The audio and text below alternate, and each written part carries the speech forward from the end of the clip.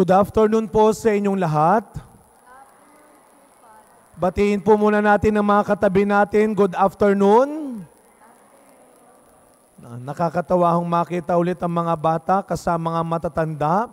Pero wag natin kalilimutan, kaya hindi natin dapat pinapabayaan ang mga bata. Kaya mas magandang magkasama nagsisimba ang matanda at bata para merong gumagabay sa kanila.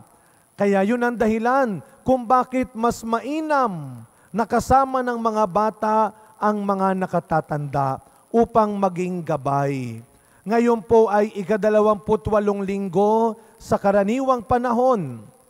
Ano ang petsa ngayon? October 13. Alam nyo, napakahalaga ng petsa na ito sa mga deboto ng Our Lady of Fatima. Sapagkat ang October 13 ay ang paggunita sa huling pagpapakita ng Birhen ng Fatima sa 3 bata. Mga bata, pakinig kayo. Sabi ko kay Kuya Charles kanina, magbigay ng katesismo. Sinabi ba niya sa inyo kanina kung ano ang pangalan ng 3 bata na pinagpakitaan ng Birhen sa Fatima? Hindi sinabi. Sinong nakakaalam ng pangalan ng 3 bata ng Our Lady of Fatima? Magbigay ng isang pangalan ng 3 bata. Anong pangalan? Ha? Lumeng? Ay, hindi. Hindi Lumen ang pangalan noon. Ano pangalan? Lucia. Oh, yun ang pinakamatanda. Anong pangalan ng pangalawang batang babae? Jacinta. Ano ang pangalan ng nag-iisang lalaking bata? Diego? Hindi Diego. Ano pangalan? Francisco. Palakpakan natin ang mga bata. Very good. Lucia, Jacinta, Francisco. Salamat sa inyong coach, si Nanay Lumen. Maraming salamat, no? Ngayon ay ang dakilang paggunita natin kasi ilang buwan nagpakita ang mahal na ina sa 3 bata sa Fatima, Portugal. Mula Mayo hanggang Oktubre, tuwing ika-13 ng buwan. Kung tayo dito sa OLAP, Our Lady of Assumption, meron tayong devotion day. Makinig mga bata. Meron tayong devotion day. Ano ang araw, ang petsa ng Our Lady of Assumption? 15. Pero sa Our Lady of Fatima, tuwing ika-13. Kaya huwag kayo naniniwala sa malas ang Friday the 13. Paano pag tumapat ng Biyernes yung 13? Mas makapangyarihan ang panalangin ni Maria kaysa demonyo. Amen? Kaya nga meron tayong biyaya ng Santo Rosario. Nagpapasalamat tayo kanina, 3:30, ang ating mga bata at kabataan ay nagkaroon ng Living Rosary, kasama ang ating mga katikista, ang ating education ministry at formators, at ang mga BEC leaders natin. Pinamunuan tayo ng mga bata ng Living Rosary.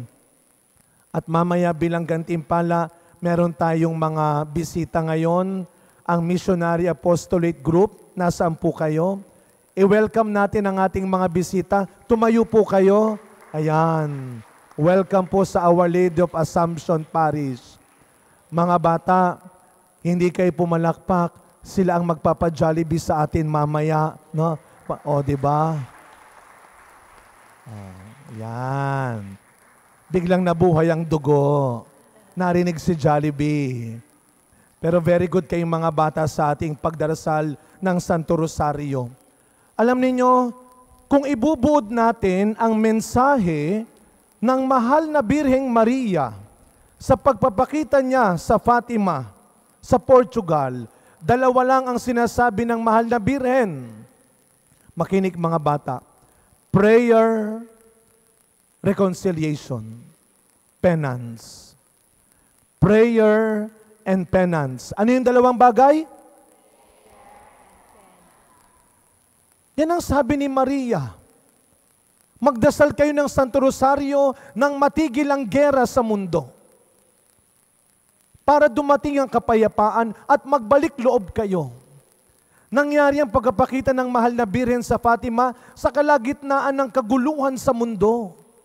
Kumbaga sa isang nanay ng mga bata, di ba? Kapag tayo, mga anak, nag-aaway-away, sa gitna ng pag-aaway-away ng magkakapatid, ng pagsasakitan, ano ang sinasabi ng isang nanay?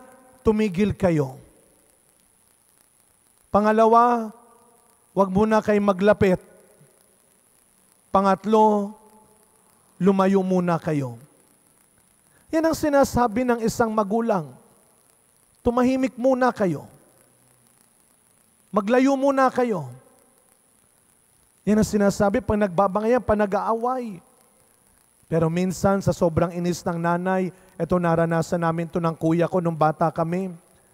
Hindi ko alam kung nagawa na ito ng ilang magulang nung sila'y punong-puno na at napipikon na, nagbabangayan sa harap niya yung mga anak niya. Sabi sa amin, no, o sige, kukuha ko ng 2 kutsilyo. Sige, magpatayan kayo. Na, di ba? Sa sobrang inis. Pero mga bata, alam nyo yun ang pinakamasakit na makita at marinig ng mga magulang na nag-aaway kayong magkakapatid sa harap nila. Anong sabi ng magulang? Buhay pa ako, ganyan na kayo. Paano pag wala na ako? Diba? Kaya anong sinasabi ng magulang? Tumahimik muna kayo. Maglayo kayo. Space and time can heal you. Space and time can save you. Huwag niyong pilitin magdikit kaagad yan. Maglayo muna kayo at tumahimik muna kayo. Bangayan kayo ng bangayan. Parang yan ang sabi ni Mama Mary noon. Pray. Pumunta tayo sa ating unang pagbasa. Kung titignan natin ang tunay na nangyayari ngayon sa mga tao, sa mga pamilya, sa mga bansa na nag-aaway-away, kung saan may pag-aaway-away, lahat gusto maging una, lahat gusto makalamang. Talo ang walang masabi, mali ang walang magawa. Yan ang sinasabi ng mundo. Kaya wala kang magawa kasi mali ka eh. O talo ka kasi hindi ka makapagsalita. Hindi. Ano ang sabi ng unang pagbasa? Iba ang turo ng karunungan ng Diyos sa kaalaman ng tao. Mas higit na dakila at mahalaga ang kakayahan nating mabuhay sa katotohanan at kabutihan kaysa magbuhay mayaman at makapangyarihan ka dahil lang sa kasamaan. Ulitin ko mga bata, mga kapatid. Mas dakila at mahalaga ang kakayahan nating mabuhay sa katotohanan at kabutihan kaysa magbuhay mayaman ka, kaysa magbuhay makapangyarihan ka dahil sa ginagawa mong kasamaan.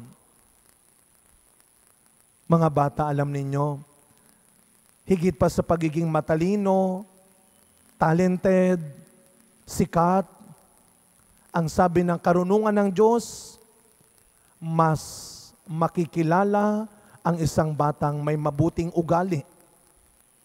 Mas makikilala ang isang batang marunong maging mabuti. Pero ang sabi ng ikalawang pagbasa, hindi sa anumang sinasabi, hindi sa anumang tinuturo ng mundo lang tayo dapat kumilos. Ito, mahalaga ito, ituro nyo sa mga bata habang bata pa. At kahit tayo matatanda na, kuminsan nauuwi tayo sa ganito. Hinahayaan mo lang na dinidiktahan ka ng ibang tao. Hinahayaan mo lang na ibang tao na, ang sinasabi na ng ibang tao ang nagpapagalaw sa iyo. Ano ang sabi ng sulat sa Hebreo? Ang salita ng Diyos ang dapat nating inaasahan at sinusundan.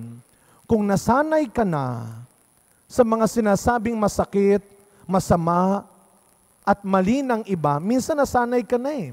Para bang namanhid ka na sa mga kasinungalingang binabato nila, sa masamang sinasabi nila, mali yun. Humanda ka sa kayang gawin ng salita ng Diyos sa iyo. Kaya nga kapag natatapos ang misa, asahan mo, yung pinakinggan mong salita ng Diyos, pwedeng baguhin ang buhay mo. Kaya mahalagang nakikinig tayo para alam natin kung ano yung dapat na nating itama, yung dapat na nating ituwid sa buhay natin. Sana hindi tayo maging katulad nung lalaki sa ebanghelyo natin ngayon, na pagkatapos niya makipag-usap kay Kristo, umuwi siyang malungkot. Bakit sa umuwing malungkot? Hindi dahil napagalitan siya ni Kristo dahil mayaman siya. Hindi dahil hinamak siya ni Kristo dahil matalino siya. Alam niyo, mga bata, yung pong lalaki sa ebanghelyo, bukod sa mayaman, matalino. Bakit? Alam niya ang utos. Kabisado niya. Mayaman siya. Hindi siya hinamak ng Diyos dahil mayaman siya. Hindi magagalit ang Diyos kung umasenso ka dahil naging masipag ka. Hindi magagalit ang Diyos kung ikaw ay nakikilala dahil mabuti ka. Bakit umuwing malungkot yung lalaking matalino at mayaman? Isa lang. Dahil madamot siya. Dahil hindi niya magawa ang sinasabi ni Kristo sa kanyang, ipamigay mo ang iyong ari-arian, ipagbenta mo, at ibigay mo sa mahihirap ang kikitain nito. Alam niyo yung mayaman, wala nang sinabi. Umalis na lang siyang malungkot kasi hindi niya kayang gawin. Mga kapatid, mga bata, kahit kailan, laging malungkot ang maging madamot. Laging malungkot ang maging madamot. Kaya nga mga magulang, yan ang dapat na dinadasal natin. Sana ang mga anak ninyo, higit sa pagiging matagumpay, mayaman, malusog, sana ang mga anak ninyo lumaking hindi madamot. Dahil pag nangyari yon, kayo ang una niyang pinagdadamutan. Kaya sa tingin mo sa puntong ito ng buhay mo, ano pa kaya yung mga matagal nang sinasabi ng Diyos na hindi mo kayang gawin? Na ayaw mo pa rin gawin? Bakit hindi mo magawa? Dahil takot kang magalit sila. Dahil takot kang magbago sila sa iyo kapag sinabi mo na ang totoo. Bakit ayaw mong sabihin? Dahil hinihintay mo talaga silang mapahiya?